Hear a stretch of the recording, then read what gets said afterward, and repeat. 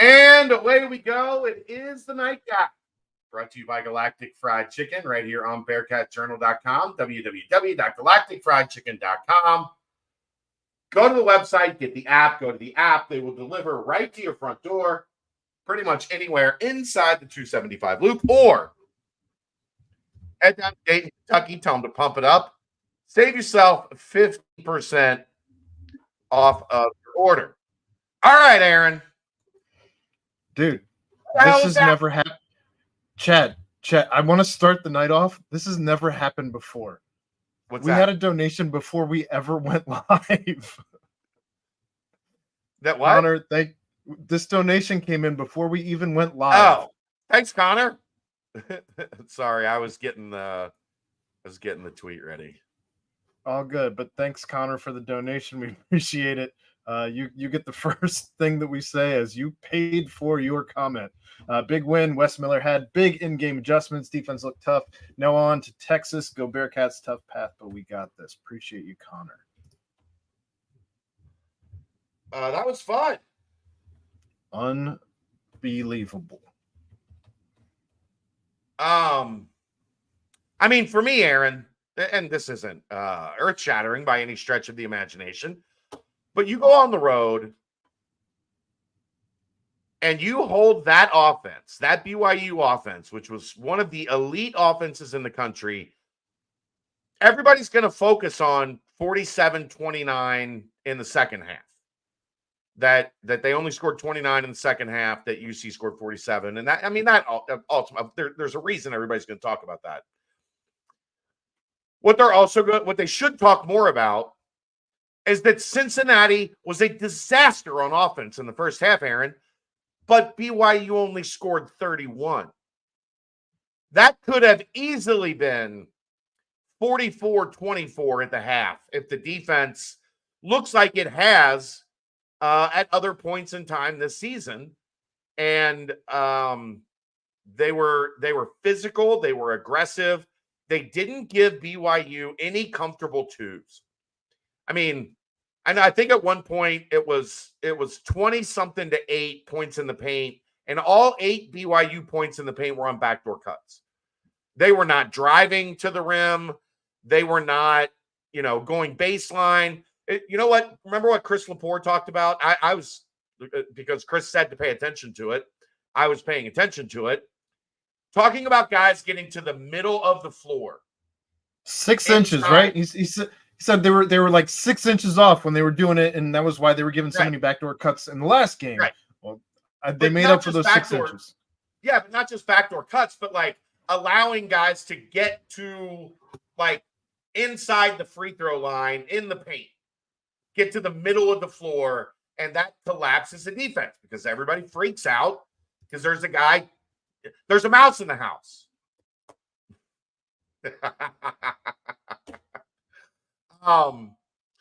But that wasn't happening. BYU was not getting penetration. They were not. Daniel, thank you. Much appreciated. Wes Miller married to the game. They just did a really good job making BYU one-dimensional. Fortunately, that is a great shooting team. Yeah. And they had a guy lose his freaking mind. Trevin Nell goes 9 of 14 for 3 for 27 points. Bonkers. A career high for him. Bonkers. The rest of the team goes 4 for 32. And were there some open looks in there they missed? Yes. But more often than not, Cincinnati did a good job staying connected, closing out. I mean, I don't know if you caught this at the end of the broadcast. They said it was the most threes ever shot at BYU. Not the most threes ever made. But they have never in a game at home shot 46 threes. They took the thing coming in was like half of their offense comes from threes, right? Andrew, thank you. Happy birthday. Happy birthday. Half of their offense coming from threes, right? How about this, Aaron? They made 13 threes. They only made 9 twos. And they only shot 10 free throws, making 5. BYU, one of the elite offenses in the country, slashed 32, 28, 50. That's not a fluke. That's not a fluke. The defense was connected. They communicated. You're going to give up some open looks against BYU. You're going to. Like, they're that good. They pass it that well. But yeah, all they did was bomb threes, and thank God everybody but Trevor Nell missed them. But don't you think that happens sometimes? Like Trevian, whatever. Trevin. Don't you think? Trevin, whatever. We're never going to talk about him again. Conference, I mean, they don't play BYU at Fifth Third Arena. There's a tournament every year, Chad. A tournament. We still talk about the conference play. I think he might have got a little too hot because everybody was just waiting for him to make shots. Connor, what's up, brother? Cincy Lights. I don't golf, clearly. But thank you for the 10, and I'll put it to some Cincy Lights. Noah, thank you for the 5. You let me produce. Goodness. Any shot were ranked Monday? No, they're not quite there yet. The best thing that happened though was for BYU to sit Trevin Nell for 5 minutes. So it made sense. Like, okay, the under 12 is coming up. I think it was. Like, rest him and then get him back in there for the stretch. And he didn't come back in until after the under 8. Like, the under 8 hit, and you think, man, there's no way he's not on the floor to start this segment, right? And they pan to him, and he's sitting on the bench with a towel. Huh? What are you doing? Is Cody here alluding to maybe he cussed on the floor? He said, "Let's effing go," and he had to sit for an extra media timeout. It was the 8th 3-pointer that did it for him. The only other thing that made me scratch my head more was playing Day Day at the end of the game, but we'll get into that later, I'm sure. Actually, no, we can get into it now. You gotta find. I don't care who has to come off the floor. You have to find more than 13 minutes for Jizzle James at this point. I don't disagree there, and I would have preferred Jizzle like somewhere on the floor in that stretch. I mean, he scored 10 in like I think it was the 14-2 run. He scored 8 or 10 of those. Scored 10 in the second half. Wes made a good point after the game that the reason he stayed with Day Day was because they had the big lead. Like, offense wasn't the issue at that point. It was defending and beating the press and getting fouled. And he said he had Jizzle at the table, but I think the lead had grown that point to like 8 or 10. And the score was what dictated leaving Day Day in there, which I don't disagree with. I agree with you. Get him on the floor because he was crushing it at that point in time. But the Day Day Jizzle argument, I get it. Like, if it's back and forth and it's a 2-point game, you probably have to have Jizzle in there because of the offense he was providing. But when you're up 10, you can play the defense first, beat the press, make free throws guy. He was, while you say that, I think he had enough errors towards the end of the game that I think that honestly, you probably should have pulled him. I would have pulled him. I'm giving you, like, Wes gave us the insight as to why he stayed with him, and he was effusive in his praise of Jizzle. I guess I just don't care what you provide defensively if you're turning the ball over. That cancels out whatever you're providing me defensively. 7 turnovers, Keith. 7. Woof. Yeah. I mean, I don't, again, I would have had Jizzle in at least more. Like, Day played almost exclusively the final 5 minutes. I don't know that Jizzle checked it. He did not. I would have had at least a couple possessions with Jizzle on the floor. But up to 28. Wow. I mean, you're a 9.5-point dog. You win by 11 at number 3. That's going to carry some weight. Some weight. Also, thank you to everyone in here. I don't know that we ever hit this high of a number. Yeah, we have, but not it took Wes Yeah. Miller on the show with us. Right. Like we have a couple times, but not just us two knuckleheads sitting here. But also, look, there's a lot of options. I just want to say there's a lot of options for you guys to choose. We appreciate more than ever that you choose us. And if you're new here, hit like, hit subscribe. If you're old here and you're not subscribed, go hit subscribe. We appreciate you. I don't know if you saw, but Day was actually trending on Twitter. I think it got as high as 20, 23, 24, something like that. Okay. I just thought it was funny. Was there another Day thing that happened? No. I'm no. Look, I'm not defending Wes not playing Jizzle there. I would have played him. I am simply telling you his reasoning was in large part because they were up 8, 10, 11 points. So I know that you don't care, and I care about this probably more than I should. But so I'm asking this question knowing the answer already before I ask it. But is it time to just start Jizzle? Why can't you just start the hot hand? You know Day-Day's a second half guy anyway. Why not get the offense early that Jizzle provides, especially when early in this BYU game, we saw an offense that was stagnant, not moving around, and Jizzle gives you that injection immediately. Because his defense still is very bad. You have John Newman in defensively. You'll be all right. No, you won't. In this league, if you're bad,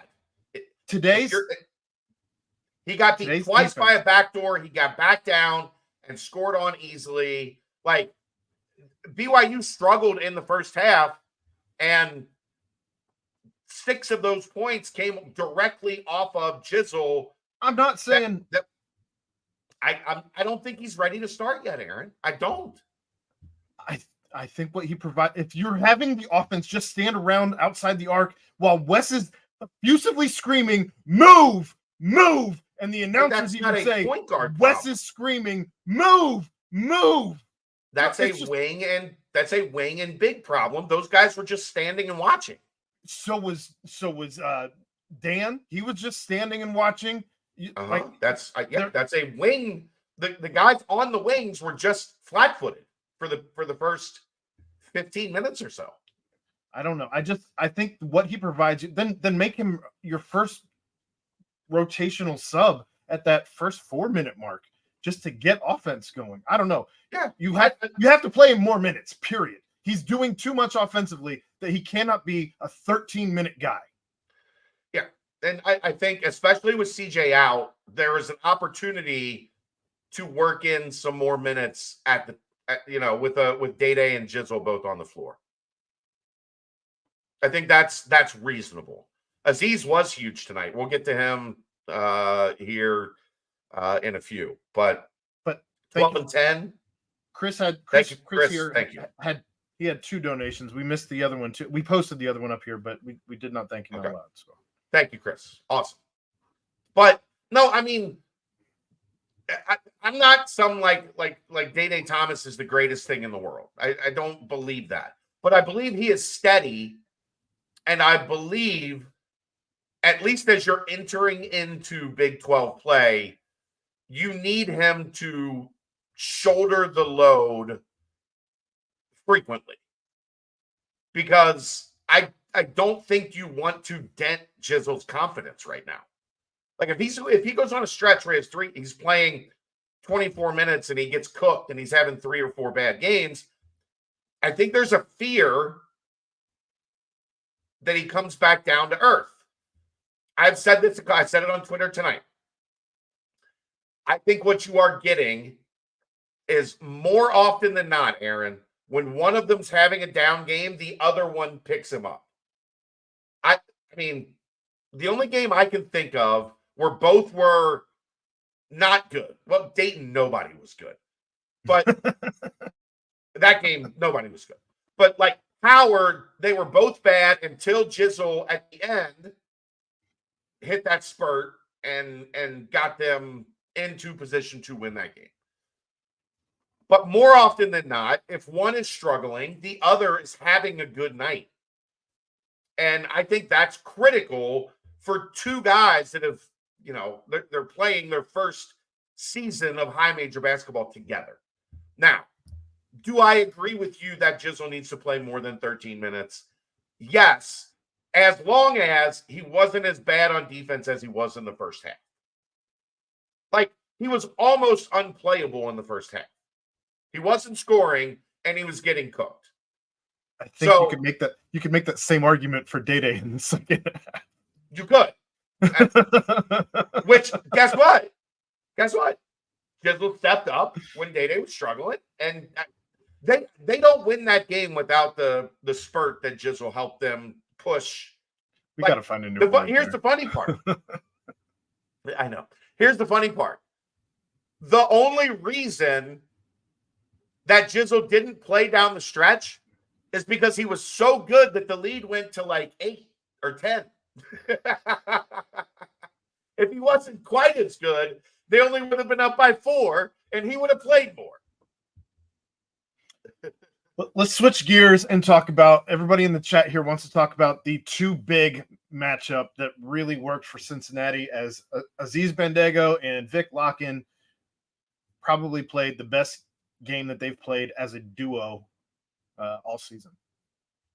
Yeah, I will agree with Paul here as well. Dalen Hall was 3 of 13 from the field and 2 of 12 from 3. That's largely Day-Day. Yes, agreed.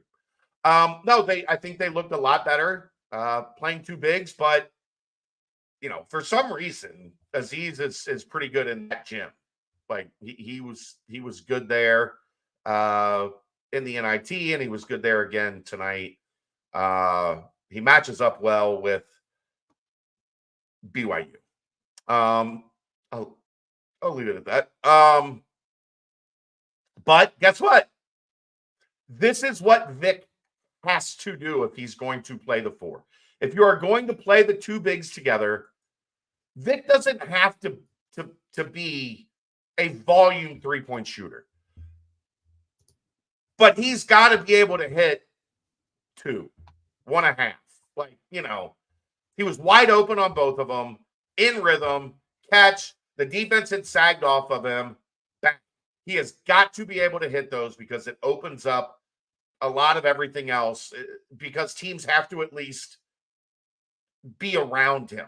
They can't just stand at the free throw line and dare him to shoot. When they do that, he has to be able to knock it down. He knocked down 2 tonight. That was very important.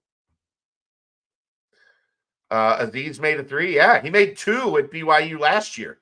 I believe at BYU he's 3 for 3 from 3, and I think he only has 3 other ones in his entire career. That's incredible.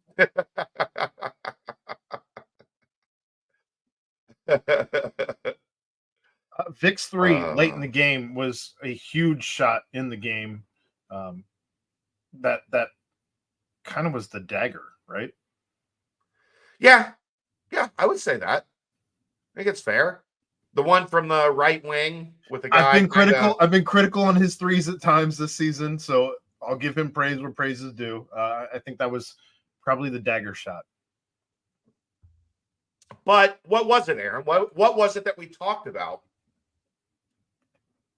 Even if you're a bad shooter in college basketball, you have to be able to hit when the ball comes right to you and you catch it in rhythm and there's nobody around you. You have to be able to knock down a 3. You have to. Agreed. Chris, again, thank you. Seamus seemed to be a calming presence, didn't do much, but was subbed in at times when it seemed like runs could happen and he calmed the storm. Yeah, that's who he is. Like he's just offensively a good basketball player. And I thought he played really good defense tonight. He didn't get hung up on a lot of screens. He got hung up on a couple, but that's what BYU does. They just screen you to death and try to beat you with spacing and ball movement. But I thought he was in position on both ends of the floor. You're almost always going to find him in position on the offensive end. Didn't get, he had a couple good looks that didn't go down, but he didn't force it. And he allowed the game to come to him. What are you looking for? +8. I was looking at plus minus. Yeah. 29 minutes, he was +8. For a guy that only scored 4 points, if you're +8 in 29 minutes, you made an impact. So good point, Chris. I like it. Any concerns? What would be my concern with Seamus? That he didn't hit a couple shots? He was 0 for tonight, but he did 4 for 4 from the line. The team was tremendous from the line. He also had 3 assists. They have a shitty night at the line tonight. It's a whole different game. But 19 of 24, that is a fantastic night for any Cincinnati Bearcat basketball team. Yeah. He had 4 turnovers. Yes, some of the turnovers were just stupid. Not only him, Day, Vic had 3. Seamus had 4. Vic had 3. Newman had 3. Day had 7. 13 in the first half. You know the other reason they scored 47 points in the second half? Because they only had 6 turnovers. They were getting what they wanted against BYU's defense in the first half. They just kept handing it to people or throwing it out of bounds. I'll give you one of my favorite stats of the night, Aaron. BYU, one of the best offensive rebounding teams in the country. Yeah. Dominant rebounding on the offensive end. They had 10 offensive rebounds. How many second chance points do you think they had, Aaron? They had 11. Second chance points? No, 11 offensive rebounds. Stat broadcast says, oh, you're right. I was looking at UC. That's my bad. They had 11 offensive rebounds, 5 second chance points. For a team that is elite, going and getting their misses, and they missed a ton of shots. 5 second chance points. That is unbelievable. Unbelievable for this team.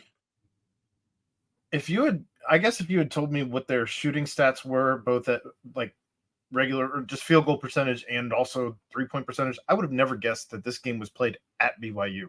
To do that on your court, that seems like those are road stats, right? Those aren't home stats, especially absolutely. Their student section is huge. That place, I know they're known as being a tremendous atmosphere.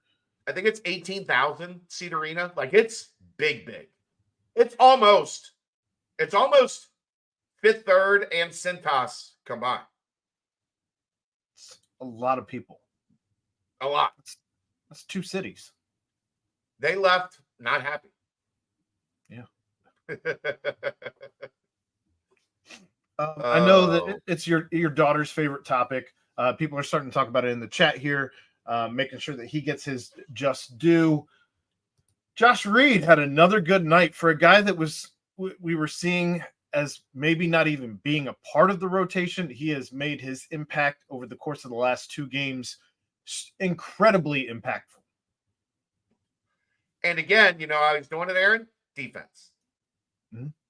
And he's also hitting a shot in rhythm. He's done it in the last 2 games now. He's hitting threes in rhythm. He's not forcing a shot. He's not just out here chucking up shots because he found himself in the ball with in his hands and didn't know what to do with it. Things collapse and he's at the end of a shot clock. It's in rhythm and he's taking good looks. He's carving out a role. Oh, Josh's 3 has some arc, baby. That thing gets some air underneath it. I'd like to see him cut back a touch on how much hang time he gets on that bad boy.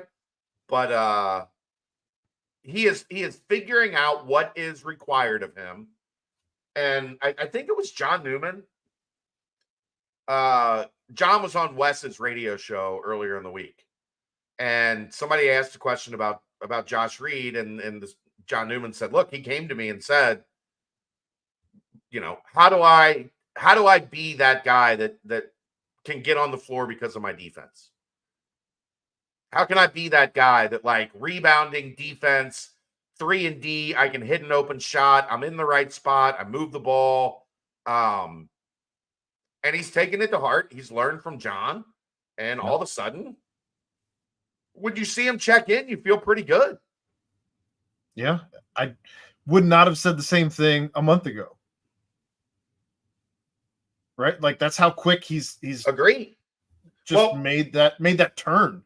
Yeah. It's you know what happens, Aaron? It's fun to watch. You know what happens, Aaron? Confidence. Well, you're 9th in the rotation, and then Aziz gets cleared, and then Jamil gets cleared, and you look at it and go, "Oh, shit. I might not play. What do I have to do to play?" Most guys pout, right? They go in the tank. Screw this coach. He doesn't know what he's doing. Everybody's against me. There's dudes already entering the transfer portal this season, right? Well, I don't fault the Texas Tech guy for entering the transfer portal. They might have another situation on their hands that we're not going to touch tonight, but yeah. It was his sister. Oh, I did not. The 17-year-old at the Battle for Atlantis. That was the guy that transferred younger sister. Didn't know that. That's why he's in the transfer portal, Aaron. I didn't read the story. I thought it was just somebody in the Caribbean, but no. It was all right. His teammate's 17-year-old sister. Jesus Christ. Ron, what's up, baby? Good to see you. Always fun to do these on nights like this. Thoughts on UC playing good versus BYU being off?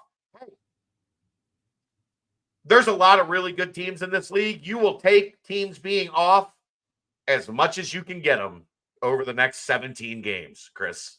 Was it BYU being off, though, or was it, as the commentators gave credit at the end of the broadcast, the disruptive defense of Cincinnati to push BYU out of their comfort zone? It was that, but also BYU is capable of hitting a lot of contested threes, and they got some open looks that they didn't hit from guys that weren't Kevin Nell. But look, you go into their place and you force them to shoot like that. Like, they don't shoot like that just by accident. That was Cincinnati playing good, sound, fundamental defense. They forced BYU to take shots that they weren't overly comfortable with most of the night, except for one guy. And I think they had, one guy in double digits besides Nell, and that was Hall with 10. 27, 10, 7, 6, 5, 2, 2, 1. Well, and that's been one of the criticisms that we've had all season through the out of conference is they let a guy go off for a career high, which happened frequently. But the second guy is what kills you. The second guy, right? The Robin to the Batman was also scoring entirely too much, and in this case, they were able to stave the Robin off. Right. I mean, look, as we saw tonight, they had one guy scored 27. The rest of their team scored 33. Okay. You can survive a guy scoring 27 like that. If one guy scores 27 and the other guy scores 28 and they get 55 from two guys, you're in trouble. You're in trouble. And they didn't let that happen tonight. That is defense. So, yeah, if you want to be negative and you want to, find a reason to be upset about the win, you can say BYU was off. Okay, great. They also averaged 90.4 points per game coming into this game. 60. And only scored 60. They had I would guess that's by far their lowest point total of the season. I don't know what they scored against Utah. It was certainly their Cincinnati and BYU went into halftime with their lowest scoring halves of the season. Both of them. Yes. Yes. Yeah. Jamil with only 6 minutes, a little surprising. I think that was a kind of a result of both Vic and Aziz playing well. Guess what, Logan? We're not used to this. We've never seen a UC team with this much depth at the 5, where usually they've got one, Aaron. They've got one center, and everything revolves around that. It also came at the expense of starting Dan for just trying to have as many guards out there to run with BYU as you could. Well, they started Vic and Aziz in the second half. It's their lowest. Carmen said it's their lowest scoring total, which I thought it was. I just didn't remember what they scored against Utah. I know it was low. And their lowest shooting, 32.8% from the floor. They, as a team, they had one guy. Think about this. They had one guy go 9 for 14, Aaron. And as a team, they shot 23% or 28%. 13 of 46 with one guy going 9 of 14. That's wild.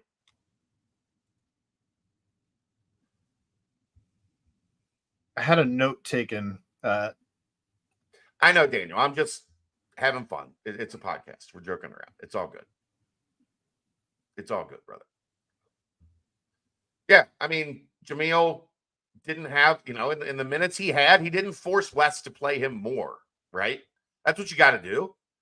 Aziz forced Wes's hand and said, I need to be on the floor, brother. I need to be on the floor all night tonight. For Cincinnati to finish at 42.6% from the field tonight, when they started the first 9 minutes of the game with 5 points, 5 fouls, 7 turnovers, 1 of 11 from the field, 9.1%. It was what? I put it on Twitter. It was. I had it in my notes before you even. I didn't even see the tweet until like 1 halftime. field goal, 7 turnovers, 5 fouls. Wow.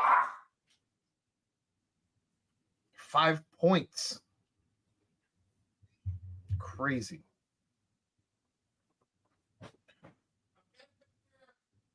Yeah, you left the podcast. Thanks for letting me know. I can't see when you get up to leave when your camera's off. Let's see if there's anything good here in the comments. Best Aziz has looked all season. Aziz best game of the season. Looks like people want to talk about Aziz here in the comments. They scored 69 at Utah was the lowest they had scored before this game. I remember it was in the 60s, but I didn't remember how low in the 60s. So you held them 9 points under their season low. What about all the people who wanted to fire Wes Miller on Twitter at halftime? There's a lot of people that got muted tonight. I just on don't understand. On my Twitter feed. The Fire West people are just crazy. If you're tweeting at me and I don't respond, it's because you said something really stupid, and I don't have time for it anymore. I'll be okay without seeing your, bitching and moaning in my timeline. Positivity breeds positivity, Chad. Yeah. That's why what happens if I don't do that, Aaron, is I get annoyed and I eventually get into it with them. Because when they get upset, they just they take it out on me. And then I get in a Twitter argument and it lasts like 3 days. And I don't want to do that anymore. So if you're just constantly going to be an ass in my mentions, I'm just going to mute you and keep it moving. Wolfie says it was half the subscribers on the message board as well. That's why I don't really read the game threads, because I did a little bit tonight in the first half, and there's like 3 of those guys I'm ready to just excuse from the community. Ball control was key, Natty Ron. In the second half, absolutely. That's The only reason they sucked, well, I mean, the first 8 minutes, like Aaron mentioned, they were bad. But they got going on offense and they just kept turning it over. Like, you were getting what you wanted. You were getting good looks, and then you just started giving it away and kept giving it away all the way to the final horn of the first half. It's going to burn you. And you can't do it against good teams in this league. Now, fortunately, BYU didn't take massive advantage of it, and neither did Cincinnati, to be honest. But Cincinnati turned it over 19 times. BYU got 19 points off turnovers. That could have been a lot worse, especially with the way they shoot the ball in transition as you're scrambling and looking to find your man and relocate, and they'll hit threes on you, and they'll hit 2 or 3, maybe 4 of them of that variety, where stupid live ball turnover, or the same as a turnover, like Dan taking that 3 from 24 feet with 20 seconds on the shot clock in the first half. And they come down and bang a 3. But you can't take that shot in this league. That shot works against Evansville or Howard or like those teams aren't always going to beat you because you took that shot. I watched a lot of basketball today. Watched a lot of Big 12 basketball today. Me My too, God, this actually. league is good. This league is good. I watched from 2:00 on. Going into the BYU game, there was more than a handful of teams that I watched today that I did not think we stood a chance against. I mean, Virginia's bad. UCF is bad. Everybody else? Yeah. I mean, everybody, I think when they looked at this 6-game stretch, they looked at TCU and said, that's like, they're not really like the other 5, and they beat Texas. Or who did they play? They didn't beat Texas. They beat no, Texas Tech played Texas. Yeah. Who did TCU? TCU played Kansas. And if it wasn't for a bullshit flagrant 1 call, I don't think it was. I don't think it was bullshit. I think it was a good call. It was a stupid foul, is what it was. What is he supposed to like? He was in the natural act of getting a rebound.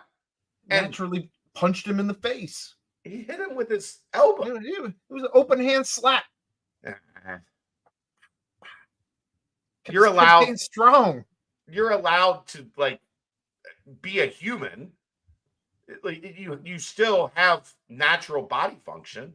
Kansas and Bill Self are always going to get those calls. Come on, they're going to get that call. You've been watching long enough to know that they're going to get those calls. When I saw anything get anywhere close to Hunter Dickinson's face, which is a tall face. One. That face is up there too. It's not like that guy was big, but there's a lot of 30 burger. There's a lot of really good basketball teams in this league. Really, really, really good basketball teams in this league. And Oklahoma State thank you, Chris. It's a bullshit F1 call. I was looking for this comment here. I wanted to throw up here from Court Gudmundsson. What a name. Most teams play much worse in the second half of BYU because of the elevation. Wonder if West learned anything from the Utah Valley game last year. What say you? They didn't do anything, to my knowledge, they didn't do anything out of the ordinary. They got there yesterday evening. I have heard there is kind of a philosophy of like, if you can't be there for a couple days where you can get used to it, you want to get in as late as possible and get out so that your body doesn't struggle with it. But I think some of it is just depth, Court. Like when you can play 8, 9, 10 guys, and let's see. Seamoss and Vic played 29 minutes. John played, wow. I didn't realize that they were that heavy in minute distribution for those 4 guys. For everybody saying shorten the rotation, I mean, you might have an argument today. Josh played 5, Odie played 3, Jizzle played 13. Argue with you whatever you will about that. 20 for Dan, 22 for Aziz, 28 for Day, 29 for Seamus and Vic, 33 for John. He's short in the rotation, and they won by 11. I don't think you're going to see Jamil with 5 minutes in a ton of games. No, I think it was just both Vic and Aziz played the hot hand, except for Jizzle. And they went small, a decent amount as well. Yeah. So, you know, that's going to cut into the minutes at the 5. We've talked about the math for that. There's only 20 or 40 minutes at the 5. That's it. So, I mean, I still would like to see more of Vic and Jamil together, because I think that can be pretty dynamic offensively.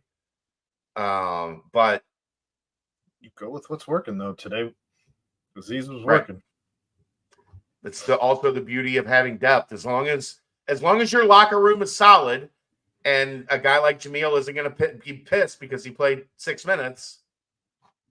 5 minutes. I'm curious. Whatever. I'm curious coming off that injury, though, if Aziz would even be physically capable of playing that many minutes against Texas on Tuesday. I don't see it. Yeah, maybe. I mean, we'll see. He did take a pretty hard fall on his back. He did. And he winced. I don't know if you caught the wince. Yeah. Oh. Kelsey. So he braced himself with his hand. But he did brace himself with hands, or it would have been even worse. But yeah, that's you're lumbering down from 7'4" or whatever he is. Kelsey sits in my office and watches the games with me now for the most part. And she was like, "Oh, Dad, that's his back hit hard. Like, is he okay?" I'm like, bigger the tree, the harder the fall. Yeah.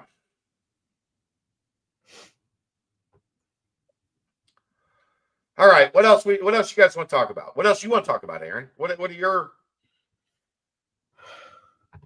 checklist of things you wanted to get to?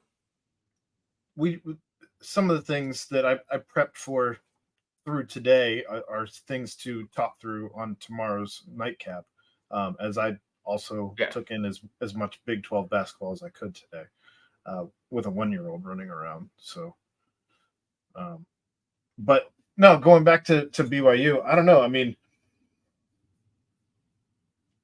I guess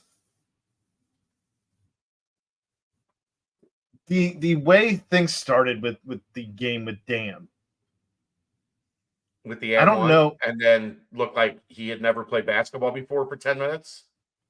He did it again in the second half, where he looked great, and then he just got in his own way again. It's the wildest thing I've never seen, and I know that he's still in his 5th year of organized basketball, or something of that nature.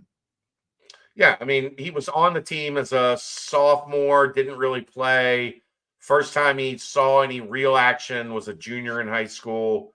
Became a really good player, obviously, as a senior, but 4 years of playing experience, 5 years of organized basketball. So I've never seen anything like this, where you have a tale of two. We saw both Stetson Dan and Dayton Dan in the same game. Did you see somebody put up a graphic on an edit on Twitter today that was Stetson Dan? It was like a shot looking up at him, and he looked like the hero and savior of us all. It was very strange to see Stetson Dan and Dayton Dan in the same game. John Newman might be my MVP of the day. The steals the steals that he had, the fast breaks. I know people are starting to mention him here. He is somebody earlier in the chat mentioned that CMOS was the calming presence. I disagree. I think John Newman was actually the calming presence all day. The steals, the way that he just, I feel like we don't even notice anymore because we've come to expect it out of him. But just the way that he leads this defense, he will always take on whoever is the best player without question. I think we all have come to expect that. Whoever's the hot hand at the moment. Yeah. The poke away steals that he's getting at this point now at roughly 2 or 3 times a game for a fast break dunk or a fast break layup, whatever it needs to be when he gets down there. He's not trying to necessarily make the highlight reel with whatever he's doing down there. He's just trying to put the ball in the hoop, and it's becoming just a thing of beauty the way that he's doing it at this point. Pretty much every game, two or three steals, 2 of them led to immediate run out fast breaks points. Yeah. I agree with you, Reds Daily. I think that's something that Dan does need to work into his game. He has got to learn to driving. Not every time you drive do you have to put the ball up. You can drive, draw the defense, and then find somebody wide open. And he is just not that has not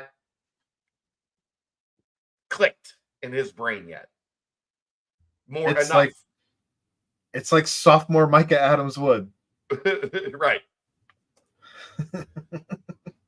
There are some of them do you walk back down the court thinking, nailed it? Got that bad boy on the backboard. Yeah, it missed the rim by 8 inches. But I got that one up there. Come on, man. You got to realize everybody is adjusting to you attacking. Keep it moving. Jamil's the best post passer. Yeah, no argument there. Vic is very good as well.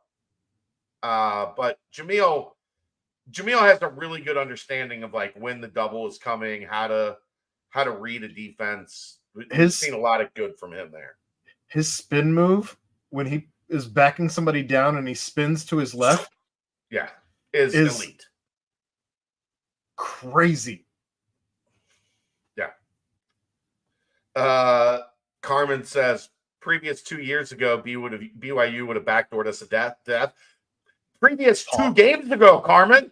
Pause. 2 years ago. What were you gonna say? I just said pause. The pause, because that's get your mind out of the gutter, Aaron. We're trying to. Well, we got 284 people in the room. Well, speaking of getting backdoored, how about 17 in the morning? How about the Cougar tail? I hope Dan Horde is enjoying his Cougar tail on the flight home tonight. I've never seen anything like that though. That was a 16-inch donut.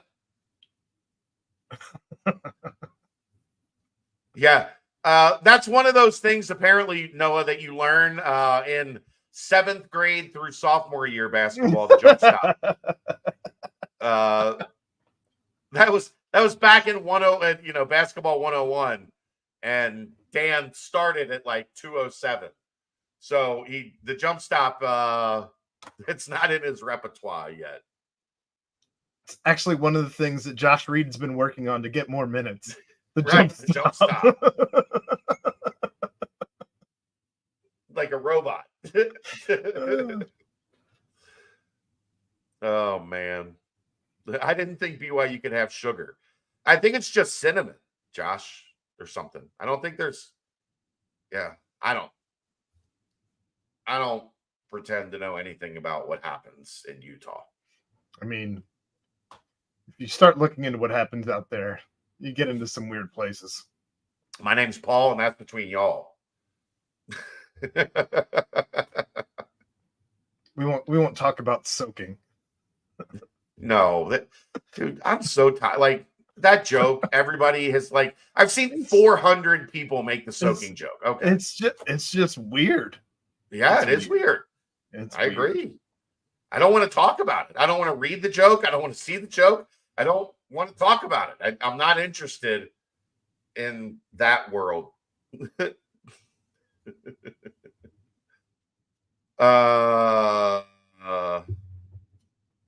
Yeah, that wasn't. Yeah, no sugar because it could lead to promiscuity.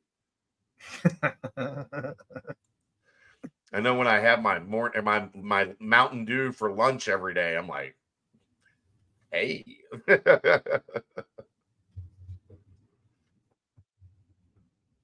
Yeah, Deanna, no, 3.4, I think, is most of their beers in Utah. Oh, they can have sugar. Ever have a crumble cookie? It's pure sugar. Is that from Utah? Crumble cookies a Utah thing? Crumble cookies, it's too much. I thought it was the people who I thought it was like the people who go to Starbucks go to Crumble right after or something. I don't know. Maybe it's a Stanley Cup people thing. It's too much. I like this. Like, give me an insomnia cookie. Just thin cookie, straight chocolate. Let's go. Crumble is a Utah thing. Wow, I didn't know that. Huh. They're not the best cookies in the world, but I will eat them if you put them in front of my face. I want like a quarter of it though, because it's a lot. Well, yeah, even when I do insomnia, like that's a four sitting like cookie. Like, okay, I'm gonna have some now, and then I might have some more like tomorrow. Like, it's not. I'll come back. I'm gonna sit here. Yeah, I'm not gonna sit here and eat this whole cookie. I'm not doing that. Rich. Rage against the. Never mind. I'm gonna the stop. Cookie. It explains why there's so much sugar in those cookies. Rebelling against the man. Crumble is like La Rosa's. That's a good one, Ed. Subway cookies are good. Penn Station cookies are good, for real. If you like bigger chocolate chip cookies. There's what? Go ahead. I was just gonna say there's still almost 300 people here. What else do you guys? If you have questions, throw them in the board, or we're gonna. It's 1:20. We're gonna go to bed if nobody has any more questions. You might go to bed. I'm not tired. Too tired. I got a 1-year-old who wakes up at 7. Oh, you'll be okay. I got a 13-year-old that wakes up at like 12:30, 1 o'clock. The dogs get up long before the kid.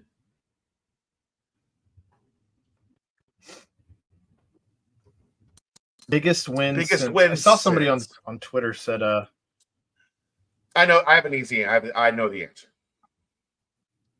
Okay. At Louisville, the Sean Kilpatrick, Russ Smith year. Well, they were up 19. Louisville came back at the beginning of the second half, I think, and took the lead. Yeah, was that 2014? Yeah, that was the last time I felt like this about a win. That was a really, really good Louisville team. Russ Smith was a monster. SK was a monster. Went down there and got a dub. That's the last time I remember a win of this magnitude. Because look, Aaron, here's what nobody has mentioned yet. As long as BYU doesn't crumble. Unreal. That is, we haven't talked about this. Do you know what the biggest win in the country is right now? Since the start of the basketball season? In net rankings. Yeah. Nobody has a bigger win in the country and more important win in the country than that. So, are you allowed to be disappointed with the non-conference scheduling and the fact that they didn't beat Xavier or Dayton and they're 2 games away from Fifth Third Arena? Yes. But through 14 games, Cincinnati has the biggest win in the country on their resume. So, well, it's massive. It's massive. And I don't expect them to pull off the trifecta and win these 3 games in a row with Texas at home and at Baylor. That would be Texas is not playing great. Like, I agree. If you I watched play today well again Tuesday, you've got a chance to beat Texas and start 2-0 in this league. I agree. Because they didn't play well against Texas Tech today. No. But and that they have said, not been good for a couple of weeks. They have been okay. They're, again, a lot of this, I know people take things very literal when you say them. Like when I said, I don't think Houston is quite on the level that they have been, but they're the only undefeated team left in the country. And they beat West Virginia to a bloody of West Virginia pulp today. And it still wasn't the biggest Big 12 win. Right. But if they start 2-0 and all of a sudden that confidence that we were wondering where is it at starts to show up. Well, I mean, Baylor didn't play great today. The point I was going to get to though is I don't know if anybody would have 2 better wins on their team on their record than a win over both Texas and BYU anywhere. Yeah, I don't think Texas metrically is as overwhelming. I think they're 20s, 30s. They're right now. They came in though today the 20th team in the country. Yeah. So if you have number 2 and number 20, that's pretty damn good for your resume. One on the road. I don't know where they are on the net, but Hunter, biggest donation of the night. Hunter, what's up, dog? Whoopie whoop. Just beat number 12 team in the nation on their home floor. Let's go Bearcats, this team to the fucking moon. Texas fell down to 39. Yeah. 39. Well, then I guess you got to beat Baylor. Yeah, to the people, 3-0. To the people asking if this in the chat, if this changed my projections, I'm not going to jump the same way I wouldn't have fallen off a cliff if they I still got them somewhere between 6 and 8 wins in this conference, and I think that maybe I'm leaning more towards 8 than 6, but that's where I'm at still today. I mean, here is the we wondered where the hell are the road wins going to come from. We found one today. They found one. Just hanging out in their back pocket. Right. They found one. The first one. Now, maybe they go 1-8 on the road the rest of the way. Like maybe they end up 1-8. But guess what? Today, they found one. Nah, they're gonna be playing at West Virginia. We'll be all right. I feel a little better about what's gonna, at UCF too. We'll be all right. Both of those places, though, if you don't show up, if you get a big head and you think like we're gonna walk here and out and win, they're gonna be humbled well before then. And let's be all the way real.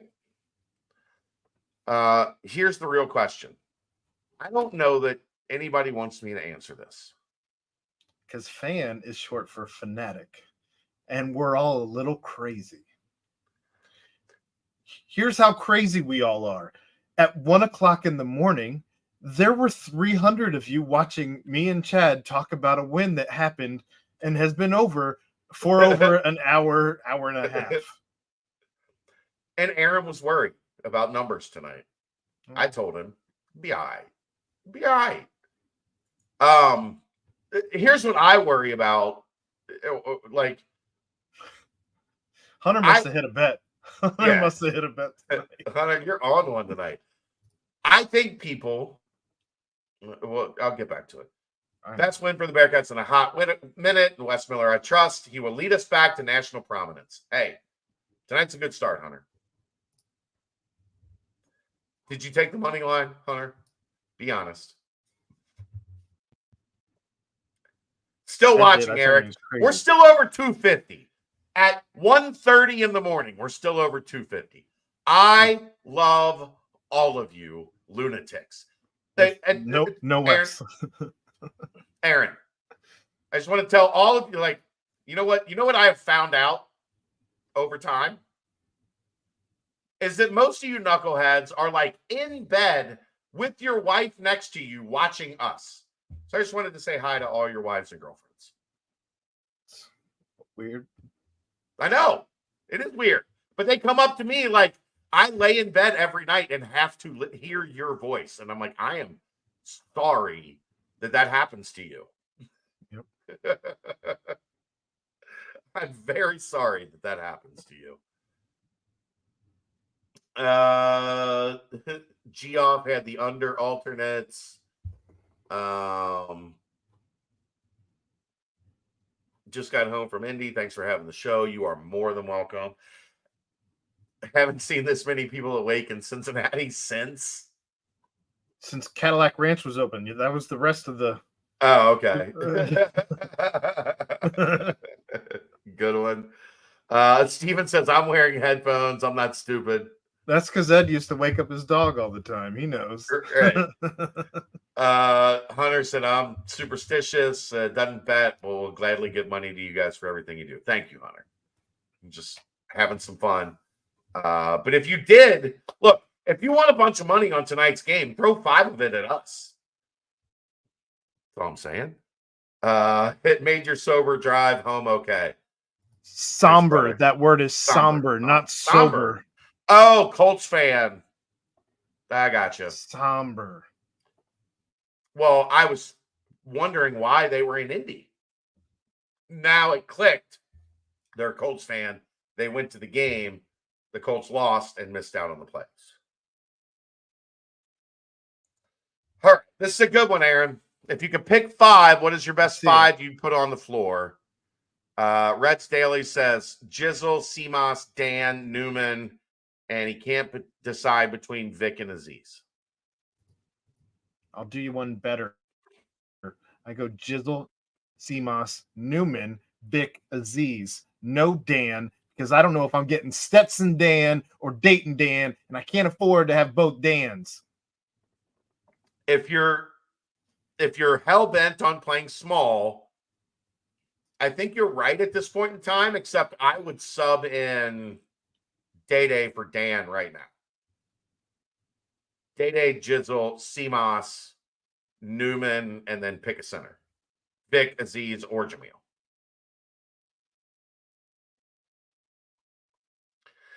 Look, Jordan, I get it. I guess too. Yeah, I agree. Jordan, I get it. He said, you could not convince me to put Dan Skillings on the floor right now. 3 games ago, he had 29 points. That's the hard part with Dan is you don't know when Stetson Dan is coming walking out of that tunnel. Stetson Dan is going to strike. So I don't think you can just sit him. Look, they had 19 turnovers. Dan had 1. Okay? He was 4 of 7 from the floor. If you would have told me he only missed 3 shots, I would have punched you in the face and called you a liar. If you'd have told me he only had 1 turnover, I would have kicked you in the shin and called you a liar again. He was 4 of 7, 1 of 2 from 3, made his only free throw, 5 rebounds, 2 assists, 1 steal, 20 minutes on the floor. How about this? If you had told me, and this goes into Hunter's donation here, if you had told me in that Stetson game, after that Stetson game, that Josh Reed was going to be getting roughly 15 to 17 minutes a game since then. Yeah. Hunter, thanks again. We did it again. Sorry. Yep. Hunter is not laying next to his wife with all the money he's throwing out. A good call, Carmen.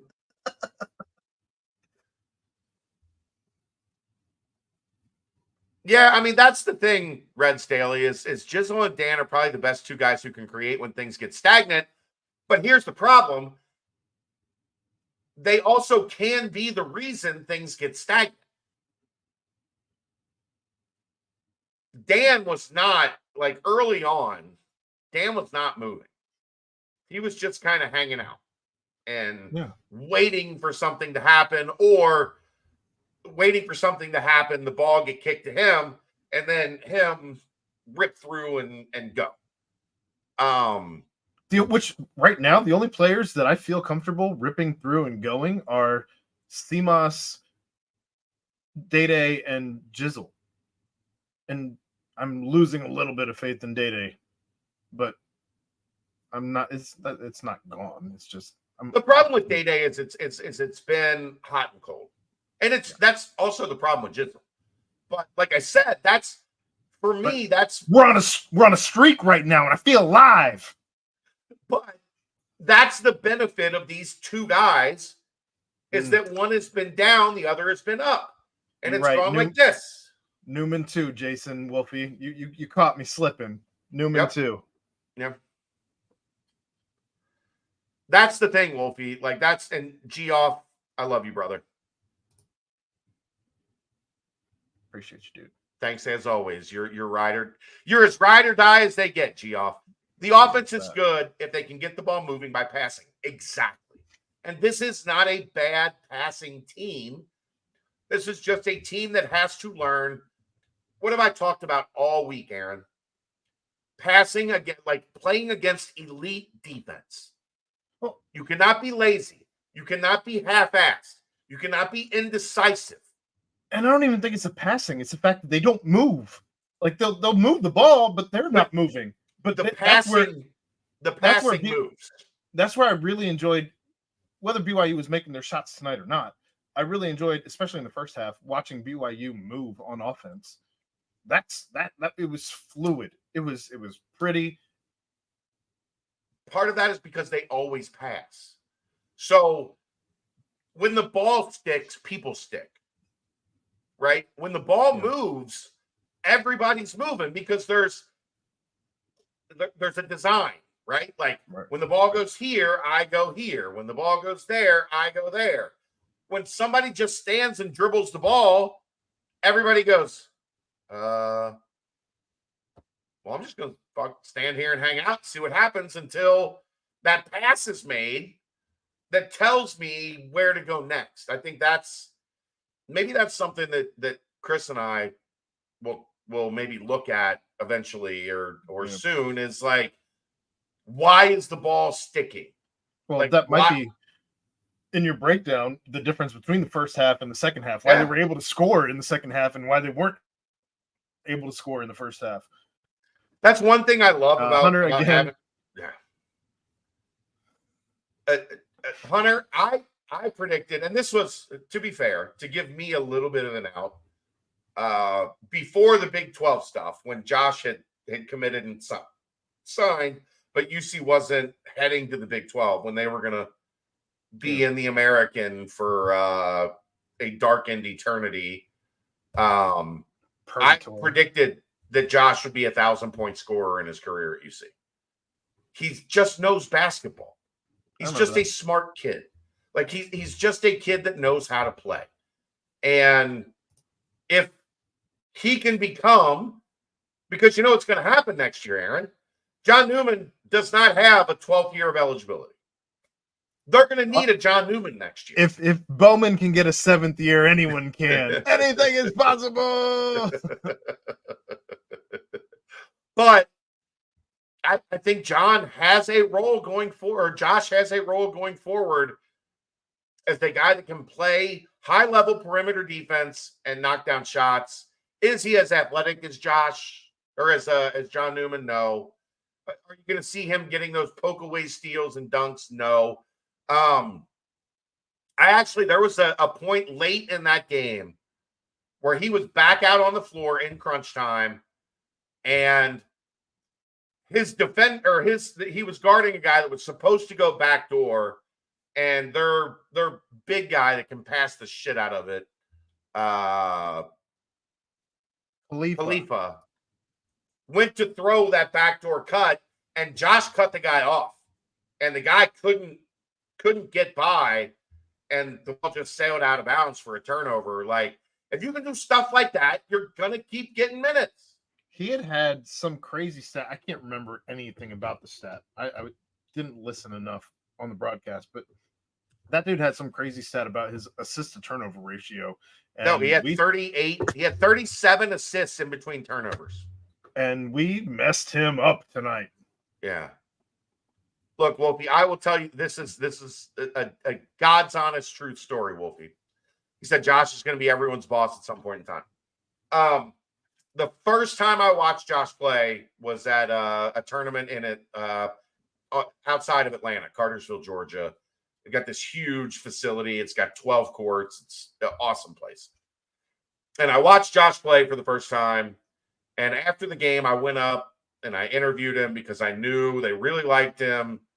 And he was a guy that was going to be a priority, like, visit for a football game. They were going to try to get to commit. And at the time, I think he was 16. And I walked away from that interview. And the first thing I said to myself is, Self, you just talked to a 16-year-old that's smarter than you. There's more of them out there than I would like to admit. But when it happens in real life, like you ask them a question and they give you an intelligent, like detailed, like. I can't wait until 3 years from now when you tell me that you had a conversation with your daughter and you had that same revelation. No, she's got a long way to go. She's got a long way to go. She doesn't even cut her own steak or chicken. I have to cut it for her. Like, I make the same dad joke every time. Do you want me to chew it up and spit it in your mouth like a baby bird? Learn how to use a knife. Right, exactly. Fake John Grubel asks if Jizzle's your new go-to guy in crunch time, gotta have it moments. No, not yet. But he continues. He's mine. We know.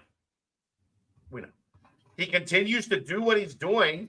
And look, this is 2 road games. This is what's important, Fake John Go. 2 road games where things were not looking great. Things were looking pretty dire, actually. And Jizzle inserted himself. Dire, bleak. You could pull out a plethora of words. But I know. He inserted himself into the situation and made things happen. At Howard, some people call that a baby. I'm trying not to get. We fixed this monetization issue that we've had for a couple weeks there, and I've got it fixed. But in both of those games, things were not going the Bearcats' way. And he turned the tide. And that has to be noted. Now, has to become a more complete player to get where everybody wants him to get, and he will. But he hasn't yet. But boy, when he decides I'm going to get buckets, he gets some buckets. I'd start on Tuesday, but. Of course you would. You just started him 7 Tuesdays ago. He's been on a streak. Feels good. Ride the Jizzle. His dad played football at the U. This ain't shit to that family. His dad's a Hall of Famer. He's one of the greatest running backs in the history of the sport. Yes. He did get beat a lot today defensively. That's been my point, Wolfie. Thank you. He's on his way. Offensively, we're getting real close.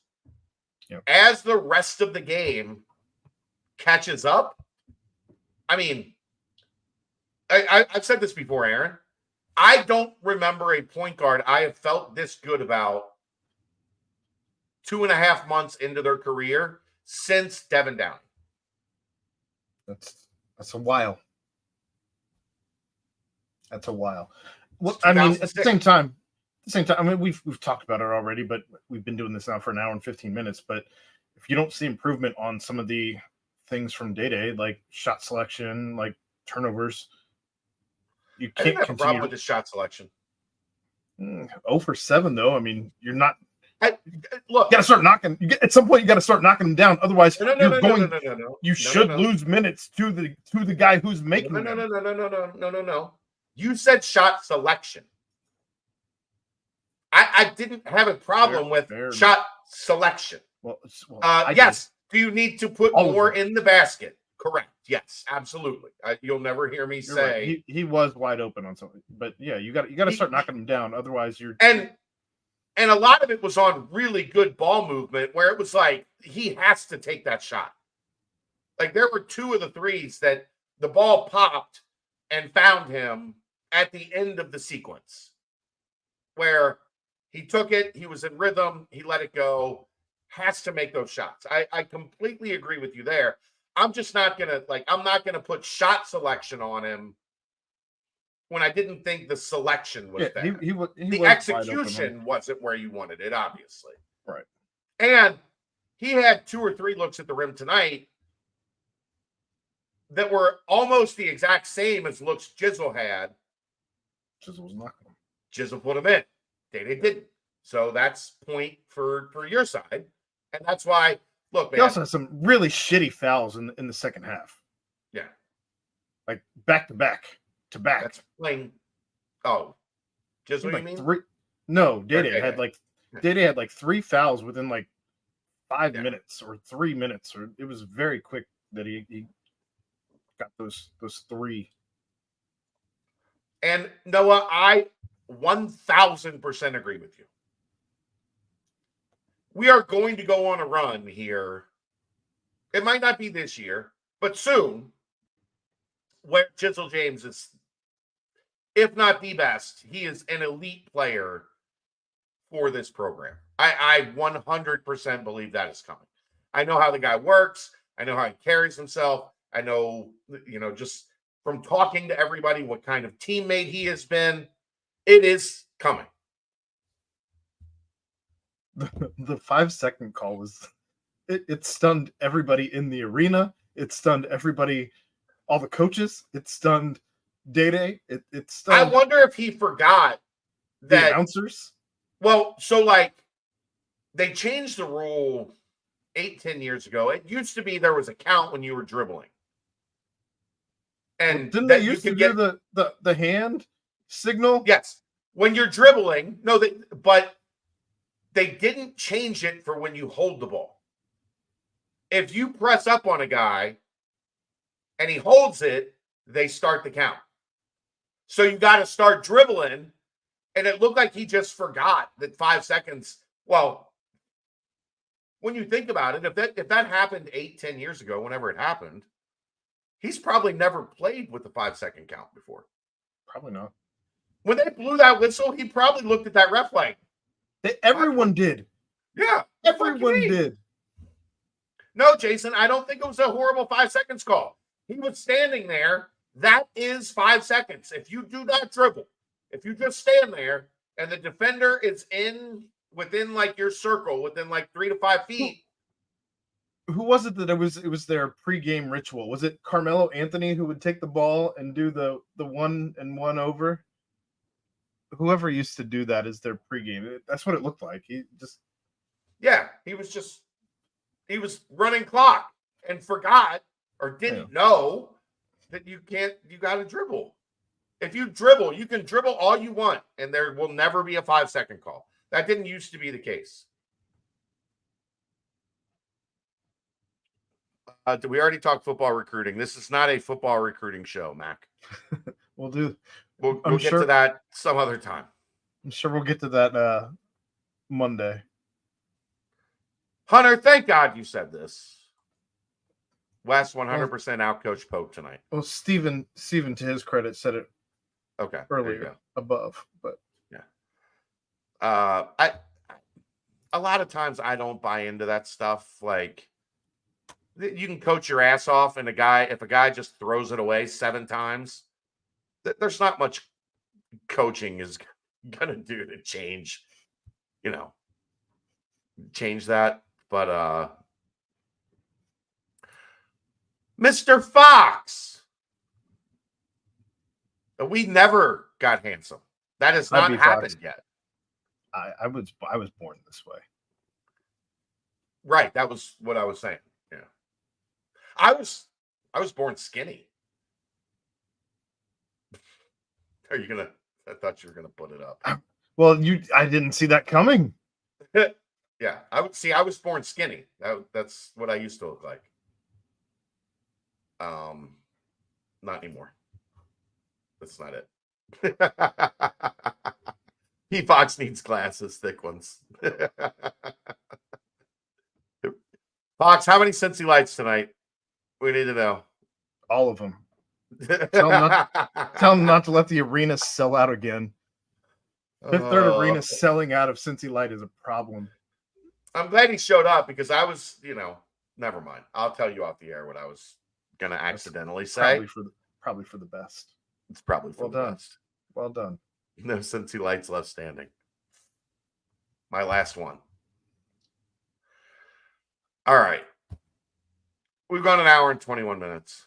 We did. It is I don't think there's 2 o'clock in the morning. There's no more juice to squeeze out of this game. No. And we'll talk about that off the air too. Soak it in. Soak it in, all you Cincy fans. It is going to get rough over the next 17 games just because that's how playing in this league is. But for night one, 71-60, 47-29 in the second half. Cincinnati goes on the road, beats BYU, and I'm wondering if we're going to see Brent on Monday night. That's a wrap. We will see you tomorrow night. This is the Nightcap, brought to you by Galactic Fried Chicken. Thank you, Hunter, again, right here on BearcatJournal.com. See ya.